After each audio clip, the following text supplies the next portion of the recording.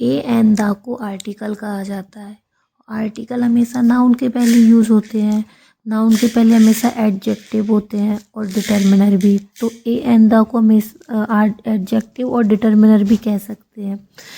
Adjective क्या होता है? जो नाउन की विशेषता बताता है, और नाउन क्या होता है? जो भी हमें दिखता है, फील होता है, वो सब नाउन है। और अब मॉडर्न इंग्लिश में एडजेक्टिव को अपन डिटर्मिनर भी कहते हैं। ये सब एडजेक्टिव और डिटर्मिनर नाउन के पहले ही यूज़ होते हैं, और ए एंड द भी नाउन के पहले ही यूज़ होते हैं। तो ए एंड द तो आर्टिकल है, और ए एंड द को हम एडजेक्टिव और डिटर्मिनर भी कह सकते हैं, क्योंकि नाउन की जो विशेषता बताते हैं वो सब एडजेक्टिव ही होते हैं। तो एडजेक्टिव हमेशा नाउन के पहले ही यूज़ होते हैं। आर्टिकल 2 टाइप के होते हैं, एक तो डेफिनेट होता है, एक इनडेफिनेट होता है। डेफिनेट मतलब निश्चित है, और इनडेफिनेट मतलब अनिश्चित है। मतलब अनिश्चित मतलब जिसके बारे में अपन पहले से कोई नॉलेज नहीं है, कि मतलब उसको अपन पहले से नहीं जानते, तो वो अनिश्चित हो गया। He saw an old man, उसने एक व्यक्ति को देखा। अब उसने जिस व्यक्ति को देखा है वो उसके बारे में कुछ नहीं जानता, अननोन व्यक्ति है, तो ये अनिश्चित है, इसलिए इसके सामने ए एन यूज होगा। देयर वॉज अ किंग, वहाँ एक राजा था। अब वो राजा कौन था, कहाँ का था, कैसा था, हम उसके बारे में नहीं जानते, तो ये भी अननोन है, अनिश्चित है, तो इसके सामने ए यूज होगा। A dog was working at night, तो ये कुत्ता कौन है, कहाँ का है, किसका है, पता नहीं है, वो कुत्ता है, अननोन है, कुत्ता अनिश्चित है, तो इसलिए इसके सामने ए यूज होगा, क्योंकि ये अनिश्चित है, इसके बारे में पहले से नहीं पता है। डेफिनेट आर्टिकल निश्चित आर्टिकल होता है। डेफिनेट आर्टिकल में क्या रहता है? वो प्रूफ पहले से ही डेफिनेट रहता है, निश्चित रहता है, उसके बारे में हमें पता रहता है, उसके बारे में हमें इंफॉर्मेशन होती है, तो वो डेफिनेट आर्टिकल होता है। डेफिनेट आर्टिकल के सामने हमेशा द का प्रयोग होता है। The house in which I live is new, घर जिसमें मैं रहता हूँ वो नया है, तो सब उसको पता है कि जिस घर में मैं रहता हूँ वो नया है, तो उस घर के बारे में उसे नॉलेज है, इसलिए द हाउस आ गया।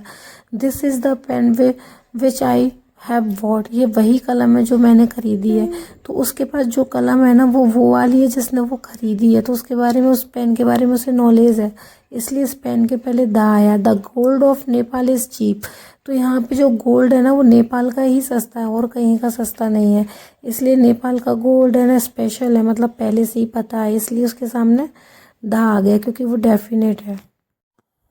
डेफिनेट आर्टिकल में यही रहता है कि हमें उसके बारे में, जो नाउन होता है उसके बारे में पहले से नॉलेज रहती है कि वो कहाँ का है, कैसा है, क्या है, इसलिए उसके पहले द आता है, क्योंकि वो अपन जिस नाउन के बारे में अपन पहले से बात कर चुके हैं और वो नाउन दोबारा आ जाए, फिर से हम उसके बारे में बात करें, मतलब हम उसको पहले से जानते हैं, पहले से हमारे पास इंफॉर्मेशन है उसके बारे में, तो हम उसके पहले दा लगाएंगे।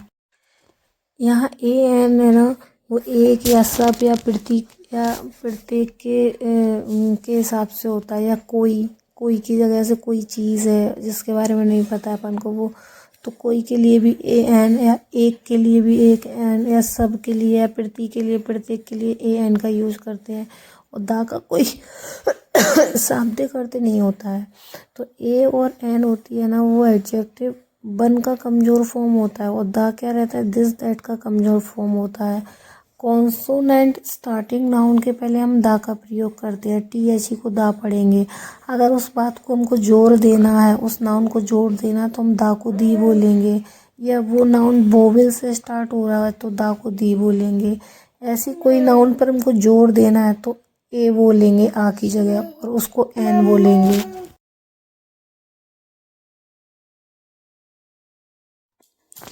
नाउन के पहले ए और एन हम कब यूज़ करते हैं? जब कोई स्पेलिंग या कोई नाउन आ से लेके औ तक का साउंड दे, जैसे कोई स्पेलिंग को हम रीड कर रहे हैं, अगर उसका साउंड, पहला साउंड आ से लेके औ तक के बीच में आएगा, हिंदी वर्णमाला के आ से लेके औ के बीच में आएगा, तो ए एन यूज करेंगे, चाहे वो स्पेलिंग कॉन्सोनेंट से स्टार्ट हो या वोवेल से स्टार्ट हो, बट अगर साउंड वो हिंदी वर्णमाला का स्वर से आ रहा है तो हम ए एन का यूज करेंगे। और अगर साउंड हिंदी वर्णमाला के का, खा, गा, का से लेके हा तक के बीच का आ रहा है तो हम ए यूज करेंगे, और हिंदी वर्णमाला के आ से लेके औ, मतलब हिंदी वर्णमाला के स्वर से साउंड आ रहा है तो हम ए एन यूज करेंगे।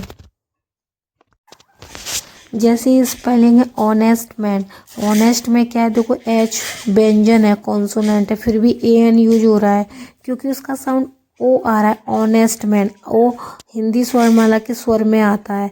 ऐसे एयर, एयर में एच से, देखो एच कॉन्सोनेंट है, फिर भी देखो ए एन यूज कर रहा है क्योंकि यहाँ पे एच साइलेंट है, तो साउंड ए आई का दे रहा है। एयर, सॉरी ए से एडी का दे रहा है तो ए एन यूज करेंगे। यहाँ पे देखो एम ए, एम यहाँ कॉन्सोनेंट है, फिर भी ए एन यूज कर रहे हैं क्योंकि N C C M L A, इन सब में अगर हम इनको रीड कर रहे हैं, ये भले स्पेलिंग कॉन्सोनेंट से स्टार्ट हो रही है बट इनका फर्स्ट साउंड आ रहा है ना, वो ए आ रहा है, ए से एडी का। इसलिए ए से एडी हिंदी वर्णमाला के स्वर में आता है, तो ये स्वर वाला साउंड दे रहे हैं तो ए एन यूज करेंगे। इससे हमें कोई फ़र्क नहीं पड़ता कि हमारी स्पेलिंग कॉन्सोनेंट से स्टार्ट है कि वोवल से स्टार्ट है, बट जो साउंड अगर हिंदी वर्णमाला के स्वर से होगा तो ए एन, और हिंदी वर्णमाला के का से लेके आहा के बीच में होगा तो हम ए यूज करेंगे। यहाँ देखो सी ए टी, कैट, कैट में का साउंड आ रहा है। का हिंदी वर्णमाला के व्यंजन में आता है, कॉन्सोनेंट में आता है, तो इस का वाला साउंड आ रहा है तो इसके लिए हम ए यूज करेंगे। बा, बैट, बा का से लेके हा के बीच कॉन्सोनेंट वाले कॉन्सोनेंट वाला साउंड दे रहा है, इसलिए हम ए यूज करेंगे। देखो ये यूनिट, यूनिट में देखो यू वोवेल है, पर यूज वोवेल है पर ए एन यूज होना चाहिए, पर यहाँ पे ए यूज हो रहा है क्योंकि साउंड या का दे रहा है, या से यज्ञ हिंदी वर्णमाला के कॉन्सोनेंट से दे रहा है, इसलिए ए यूज करेंगे। यूरोपियन, यूरोपियन और यूजफुल काऊ, इन सब में देखो स्पेलिंग भले वोवेल से स्टार्ट है फिर भी ए यूज कर रहे हैं क्योंकि जो उनके साउंड आ रहा है ना, यू, यूजफुल, यूरोपियन, तो वो हिंदी वर्णमाला का कॉन्सोनेंट से साउंड दे रहा है, या से यज्ञ वाला, इसलिए ए यूज करेंगे। अब one I man, one way ticket और 1 रुपी नोट, ये देखो वोवेल्स, ओ वोवेल से स्टार्ट है स्पेलिंग, बट फिर भी हम इसके सामने ए यूज कर रहे हैं क्योंकि उसका साउंड है ना वाह से आ रहा है। जो हिंदी वर्णमाला में वाह व्यंजन होता है तो उसका फर्स्ट साउंड व्यंजन आ रहा है, वाह, वन, वाह, तो इसलिए हम इसके सामने ए यूज करेंगे क्योंकि वाह कॉन्सोनेंट होता है। हमें स्पेलिंग में, स्पेलिंग को देख के ए एन यूज नहीं करना, हमें उसके साउंड को देख के ए एन यूज करेंगे कि हिंदी वर्णमाला के स्वर से साउंड है तो ए एन, और हिंदी वर्णमाला के कॉन्सोनेंट से तो ए। यहाँ हमें बताया गया है ए एन द नाउन के पहले यूज किया था। आई हैव अ बुक, मेरे पास एक किताब है, यहाँ बुक नाउन है तो एक किताब है तो ए लगाएंगे। He has an umbrella, umbrella एक नाउन है तो उसके पहले ए एन लगाएंगे। The cow has a tail, the cow has a tail, यहाँ पे देखो दो आर्टिकल लगे हैं, द काऊ, तो काऊ टेल एक पूछ है, उसके पास एक पूछ है तो ए लगाएंगे। द काऊ किसके पास है, गाय के पास, गाय को हम पहले से जानते हैं तो उसके पहले द आ गया क्योंकि काऊ की हमें पहले से नॉलेज है कि वो गाय है और गाय की एक पूछ है।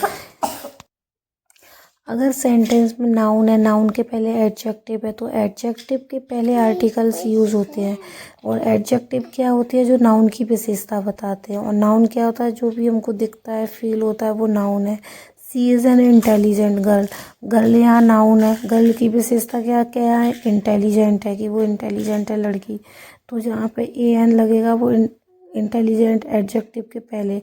Monika has a long stick, Monica के पास एक स्टिक है, कैसी है, वो लॉन्ग है, तो यहाँ पे स्टिक नाउन है और लॉन्ग क्या है, एडजेक्टिव है, तो एडजेक्टिव के पहले आर्टिकल लगेगा a. Tendulkar is the best player, player यहाँ पे नाउन है, वो कैसा प्लेयर है, बहुत अच्छा है, बहुत अच्छा उसकी क्वालिटी है, तो ये एडजेक्टिव है बेस्ट, तो बेस्ट के पहले क्या लगेगा, आर्टिकल लगेगा द। यहाँ ए एंड द डिटर्मिनर भी होते हैं, आर्टिकल भी होते हैं और एडजेक्टिव भी होते हैं।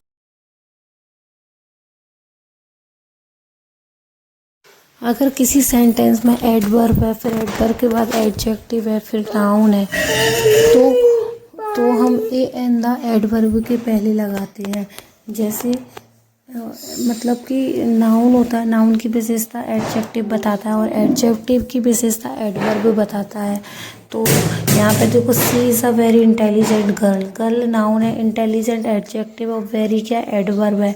यहाँ पे गर्ल की विशेषता एडजेक्टिव बता रहा हूँ और एडजेक्टिव की विशेषता एडवर्ब बता रहा है, मतलब गर्ल इंटेलिजेंट एडजेक्टिव और वेरी क्या है adverb. She is a very intelligent girl, वो लड़की बहुत इंटेलिजेंट है। कैसी इंटेलिजेंट है और कितनी इंटेलिजेंट है, बहुत है। तो she is a very intelligent girl. तो यहाँ पे एडवर्ब के पहले क्या आता है, आर्टिकल आता है। कोई भी सेंटेंस है अगर उसमें एडजेक्टिव भी है एडवर्ब भी है तो हम एडवर्ब से पहले ना आर्टिकल लगाएंगे। अगर एडवर्ब या एडजेक्टिव के बाद लगाएंगे तो गलत हो जाएगा।